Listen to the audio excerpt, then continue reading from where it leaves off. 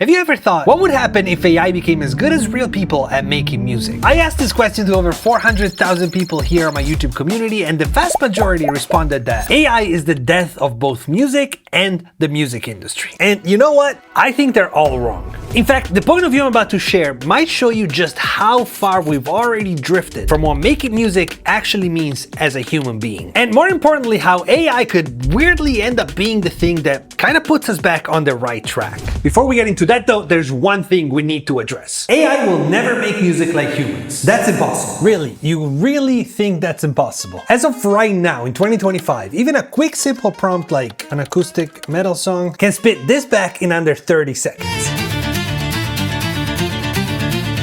Yeah, it sounds really good, and it's also the worst it's ever going to be. Like, just 3 years ago, this is what AI music sounded like. Fast forward another 5 years, maybe 10 years, there's no doubt in my mind that AI music will be unrecognizable compared to human music. Human music.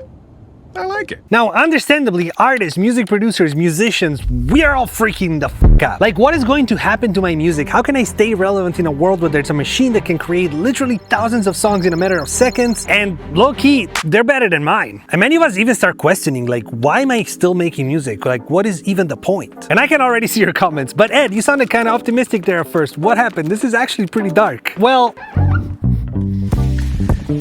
maybe it is a little dark, but asking yourself why you're making music, I think that's a pretty valid question. And it's also a question that I've been asking myself a lot recently. But after a lot of research and as much thinking as my little pea brain allows me to do, I'm here to share with you what I think is a pretty unique perspective on this. See, everyone is asking themselves, if AI gets as good as people at making music, how are artists going to make money? The AI copyright issues, AI training issues, and these are all very valid points that almost deserve their own video, but I want to address the elephant in the room. See, there's something that no one is talking about, and it's that all of these issues, as valid as they all have nothing to do with music. These are not creative issues. The fact that AI gets really good at making music has nothing to do with us as artists. All of these problems are not music problems. They're just money problems, like business problems. And so here's my first big point in this video. AI is not at all a threat to creativity or art. Let me paint a picture real quick. Jimmy is 11 years old. His uncle just bought him a guitar for his birthday. Jimmy is stoked. He starts taking lessons, and throughout his teenage years, the guitar becomes his way to relate to the world. That guitar goes with him everywhere he goes, right on his back. It helps him play a song for a girl he liked and convinces her to give him a chance. Wow, it's almost like music. It becomes the thing he grabs when he's feeling sad, and it's his coping mechanism for difficult times. His guitar and his music become a part of his language. Creating music for Jimmy is a necessity. Take it away, and it's like you're taking away his ability to speak. The fact that out there's a human musician that's way better than him at music, and eventually an AI that's even better than that guy, it changes nothing. See, if Jimmy feels like he wants to pick up the guitar and play, he doesn't give a shit if AI can do it faster, better, because that doesn't solve his creative problem. It's like if I want to spend a fun night playing a video game, I don't care that there's a bot that can get me through the game faster and better. Because with the bot, I'm not actually playing the game, I'm not having any fun. Even if the final result is objectively better than what I would have done on my own. AI cannot solve my creative needs. It just can't. And see, that's where everyone is wrong. Music is not gonna die. People are never gonna want to stop making music because it's a primal human necessity. AI is not a music problem. It's just a money problem. The only thing that is actually going to die is the current business model of music and music-related things. And to be honest, coming up with a different business model for artists and musicians, considering how shit the current streaming model is, that feels like a much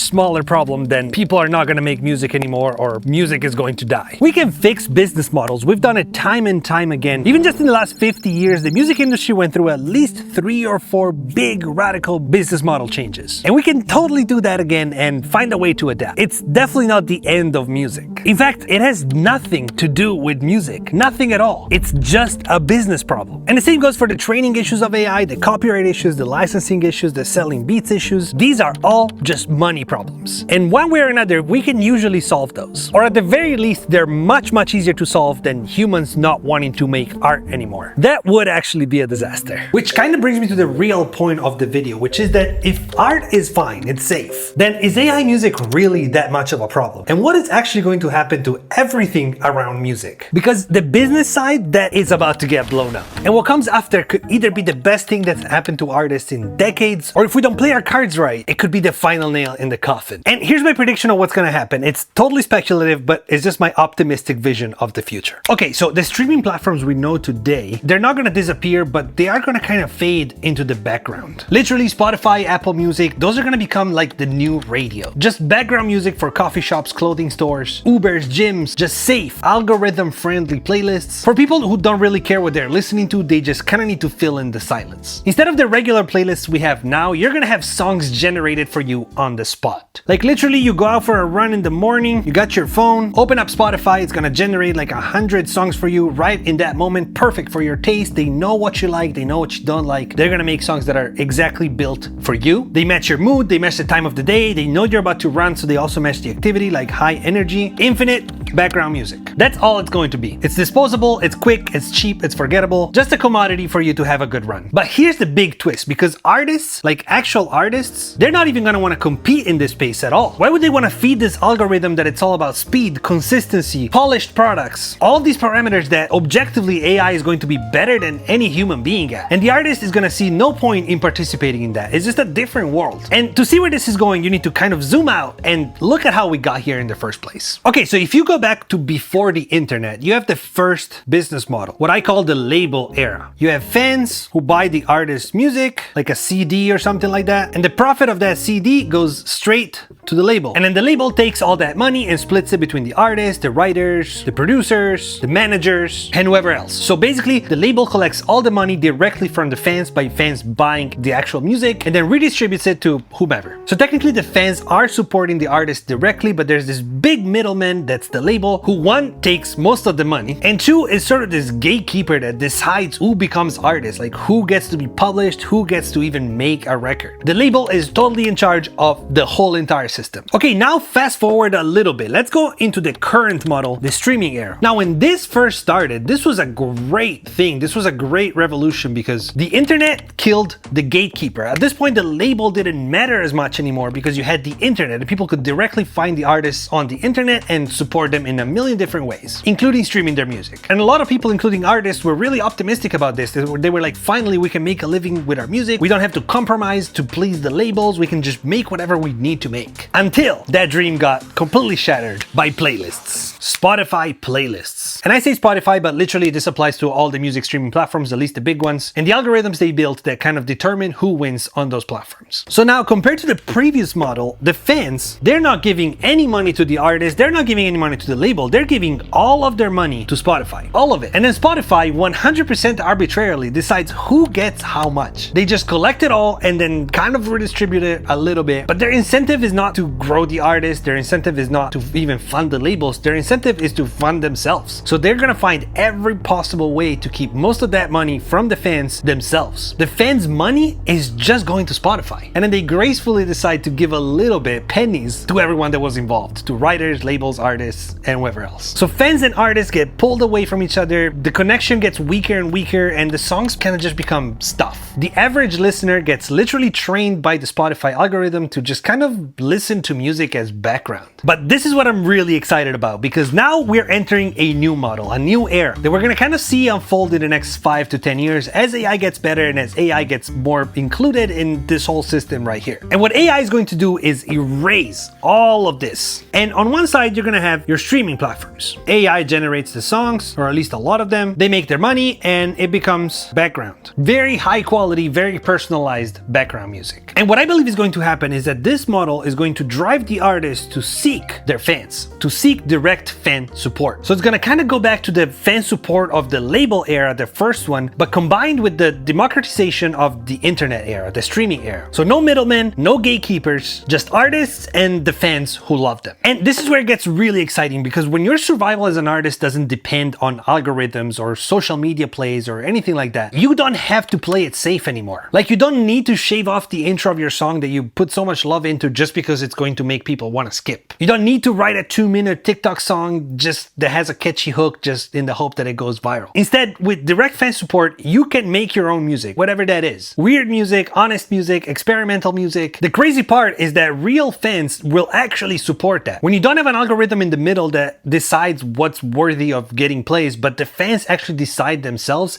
you being weird, you being more of yourself, it's actually a great thing. People are starving for authenticity. And when everything else is mass produced by AI, even though the quality is great, people are going to crave the one thing that AI can't reproduce. They're not just going to care about the music, they're going to care about the process, the person behind it, the way they make the music. We're already seeing that happening right now. Even my YouTube channel, that's what it is. It's you seeing me create music. It's not so much about the final product, it's about the creative process. And AI is going to push that like so much faster. So let me bring Jimmy back for a second. The kid that got his guitar from his uncle and really fell in love with it and started making music. Well, fast forward a little bit, Jimmy is in his 20s right now. He's still making music, but he doesn't care about Spotify. Spotify is for boomers, for old people. It's like the radio. But what he does have is 500 fans. And each of them is paying him just $5 a month. They believe in him, they like his music, and they want to support it, and they want to be a part of it. Now Jimmy is making $2,500 a month, which in Spotify terms, in streaming terms, that's literally millions and millions of plays. But instead, he's getting that directly from just 500 fans. It's not superstar money. He doesn't fly private jets and do any of that, but it's enough to pay his rent, his music gear, and more importantly, it's enough for him to keep making music and keep just living off of his art. And because Jimmy doesn't need to impress a label or he doesn't need to land on some specific sounding playlist, he is free. See, in the old system, Jimmy would have been a flop. He's got 500 people listening to him. He's not making any money. He would have just been chewed up by the algorithm. He would be done. But in this new system, he thrives. Because here's the paradox. AI is going to kill mainstream music. But in doing that, in bringing the machines into the world of art, it's going to make us reassess what music even is. And it's going to kind of force us to bring it back to human expression. Not content, not algorithm fillers, just art and people supporting you. So keep creating music, keep expressing who you are through your art.